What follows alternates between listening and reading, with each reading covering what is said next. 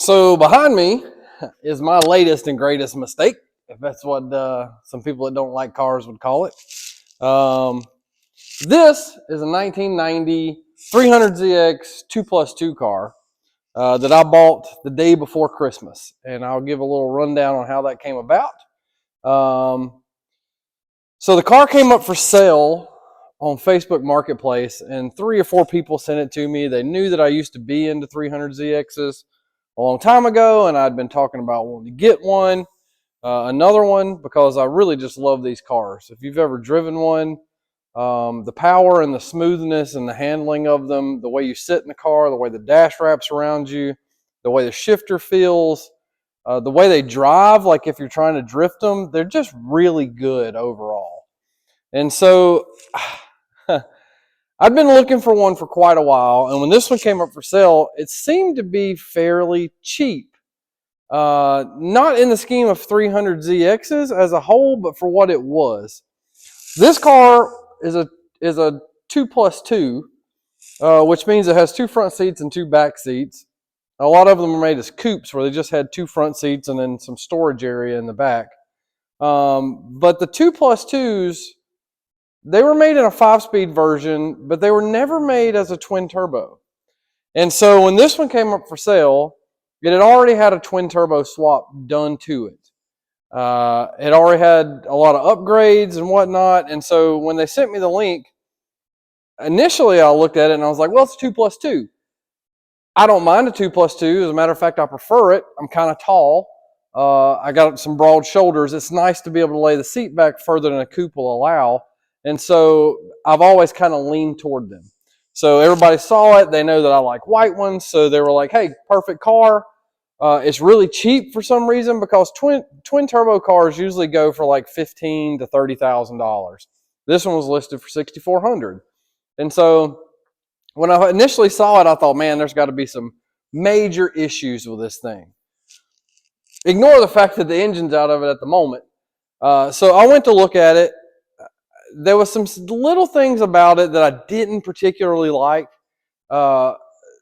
When people buy these cars, it ends up sometimes in the hands of younger people, and there's nothing wrong with that, but younger people just generally, either through lack of knowledge or just lack of preparedness, generally tend to screw up a lot of little things.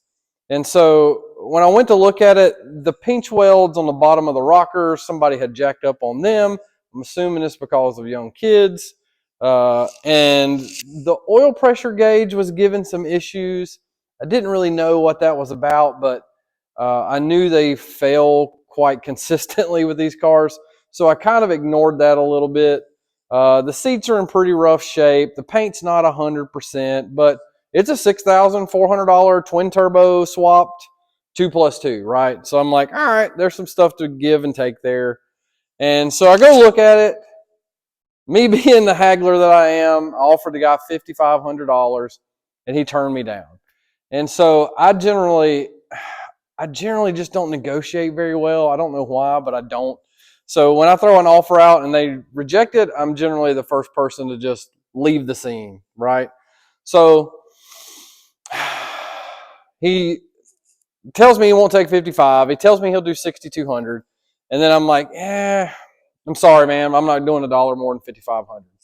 He turns it down. I get in my car and leave. So we're on the way back home, and I think, man, I'm just going to find me a 2+2 non-turbo car, and then I'm going to do a twin turbo swap on it, or I'll turbo the NA engine, which they're pretty stout too. So anyway, I'm on the way back down the mountain from where it was at, and the whole time I'm searching on Facebook Marketplace, and I can't really find the deal that I'm looking for. It seems like now you can't buy one of these cars even in non-turbo form, even in a 2+2 non-turbo. That's a decent car for less than like $10,000. So now I'm kicking myself all the way home, but my pride won't let me call him back. So just me being an idiot. So I get back home. This was the Friday before Christmas 2024, and Christmas is the next Thursday. So I'm kicking myself that whole pretty much like 5 days. And then the day before Christmas, he calls or sends me a message and says, "Hey man, I'll take your offer." Well, my daughter has a very nice M-Tech E36, and I was repainting it for Christmas for her. I had it in the paint booth. I was working on putting it back together. Christmas is the next day, and I've really got a lot of work to do on this thing. And so I sent him a message. I'm like, "Hey man, I can't. Banks are closed today. I don't even know if I have that much cash on hand. Uh, I've got my daughter's car I'm putting together. I've got some deadlines I've got to meet before tomorrow. Like, it really just doesn't make sense, right?" And so then he says, "I'll do 5,300."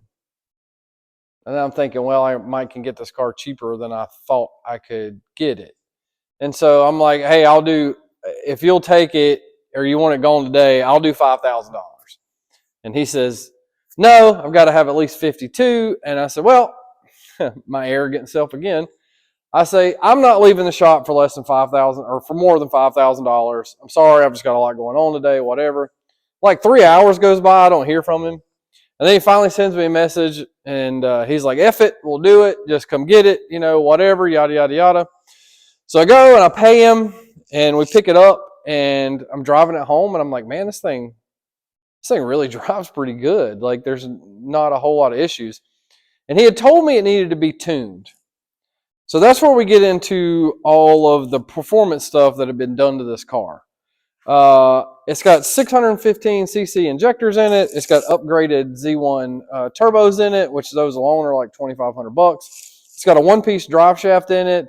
It's got an Ash spec ECU in it, a new Nissan engine harness, which those were really bad to give problems, so that was a huge plus. It's got upgraded intercoolers on it. There's just a lot of things done that the average 300ZX enthusiast would do. So when he tells me that it needs to be tuned, I get to thinking, and I'm like, Ash spec, while there is some negating the fact that he's always been consistent with his tunes, usually does a pretty good job with tune-ups. So I'm like, okay, it's probably not the tune being off that bad, but every time you'd roll into the throttle, it would just lay over. It'd go to start to make boost and then just bleh. And the guy following me home, Cameron, he says, "Hey man, every time you roll into the throttle, there's a bunch of black smoke comes out of it." Okay, so it's going really rich.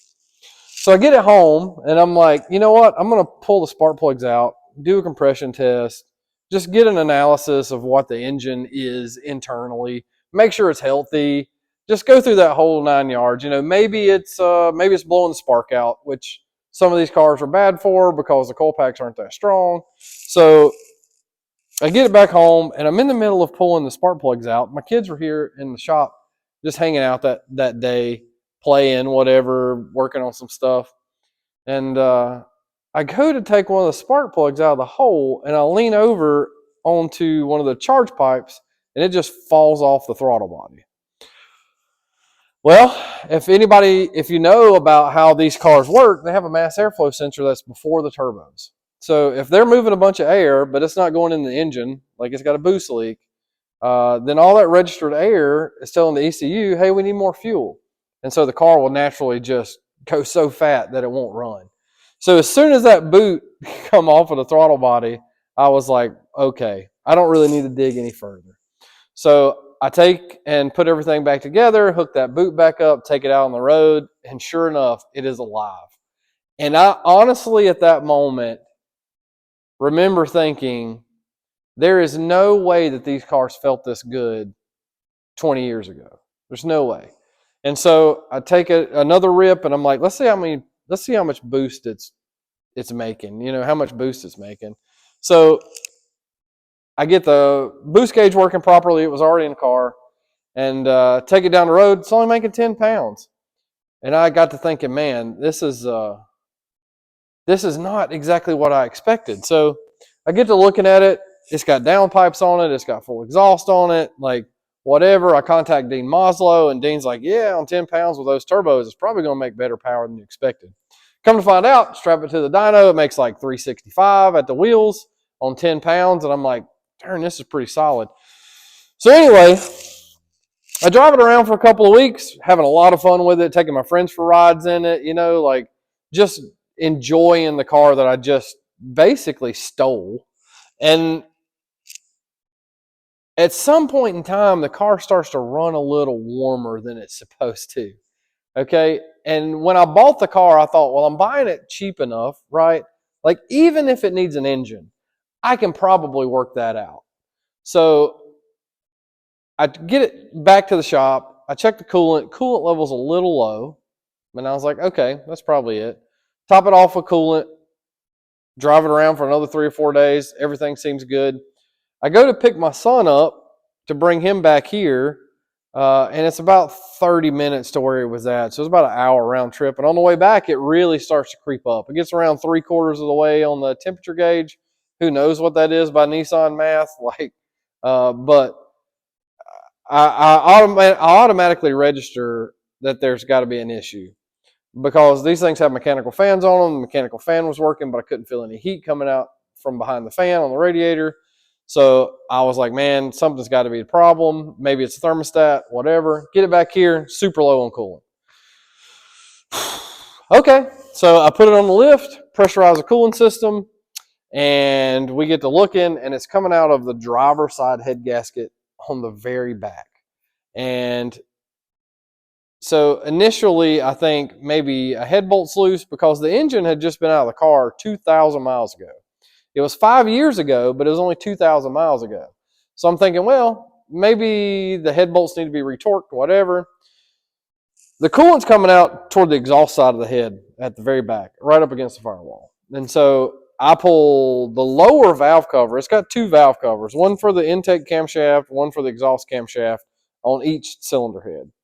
So I pull the lower valve cover off where I think it's coming from, go over the torque on every one of them, then they're good. So I get to noticing while I got it on the lift, it's got an oil leak on the other side, whatever. And so I'm like, you know what? I'm planning on keeping this car. It's a very nice car other than the seats and the paintwork. I straightened out all the lips for the pinch welds on the bottom. We cleaned it up real good. I'm like, well, I'm probably going to keep this car for the majority of the rest of my life unless somebody just offers an insane amount of money for it. So I'm like, all right, screw it. We're going to pull the engine, pull the transmission. We're going to fix all the leaks. We're going to clean up the engine bay. We're going to fix whatever is happening with the head gasket. We're just going to do all these things, right? So that's at the stage I'm at now. So we pulled the engine out, put it on the engine stand, and I've just already made up in my mind, I'm going to pull that cylinder head completely off. In the time I'm pulling the cylinder head off, I pull the upper valve cover, and the very back bolt has not even been started in the block. When they went to put the heads on this thing, they dropped that head bolt in and just never torqued it down at all. Like never even spun it into the threads. And I can tell that because they were brand new head bolts, and this one doesn't have anything on the threads. Like you can't see where it's contacted anything in the block and made a shiny spot or anything. So anyway, thankfully, we went ahead and pulled the cylinder head off because the coolant leaking through that area, the factory head gaskets on these things are graphite, and it had already kind of dug a little ditch through there. So I went ahead and bought new head gaskets, put the new head gaskets on, got everything torqued back down. I've got the engine painted up very nicely. I'll show you guys that in a later episode. But anyway, we get everything back together, and I realized that it's probably going to be pretty good now. The engine had good oil pressure. Everything sounded good. It was nice and smooth running, whatever. So now we're at the point to where I'm almost ready to go back in the car with this thing. I've still got some cleaning up to do. But I really want to start this series on this car because I'm going to take it and push it to whatever this combination will do on these turbos on pump gas. And I think everybody's going to be pretty surprised at what a 30-year-old car, V6 at that, can do with like 20 or 22 pounds of boost. We're expecting to make about 550 horsepower at 20, 22 pounds. I think it'll go high 6s in the 8th if my retarded self can shift the gears. But anyway, these things are making a comeback big time. If you have the opportunity to buy one, I suggest you do. Make sure you get a pretty nice one that's been kept up with. But I said all that to say this. I would assume that when the car was put together with this engine, the original owner, he paid a lot of money to have all the stuff done to this thing. But I bet when he got it back and it was leaking coolant, wasn't making power, whatever, blah, blah, blah, he just got disgusted and let this thing sit. Please don't do that. If you have a car, especially something like this, that it means anything to you and you love it, fix the darn thing, man, because this thing is freaking awesome. And I hope you guys stay to watch the rest of the episodes in this series. I'm going to get my son to edit this stuff for me. He wants to start taking some videos. We're going to go race this thing. We're going to take it out to car shows. We're going to cruise it on the street. We're going to play around with it in parking lots. And I think you're going to be delightfully surprised at what kind of car you can still get for around $20,000 to $30,000. Because if you go buy one of these things and it is well maintained, you will be ecstatic at what you get for that money compared to, let's say, a new Mustang or a new Camaro or a new Corvette. I think this thing, in every aspect except for the fact that it doesn't have built-in navigation, is going to really shine for the money. So stay tuned. We'll see what happens.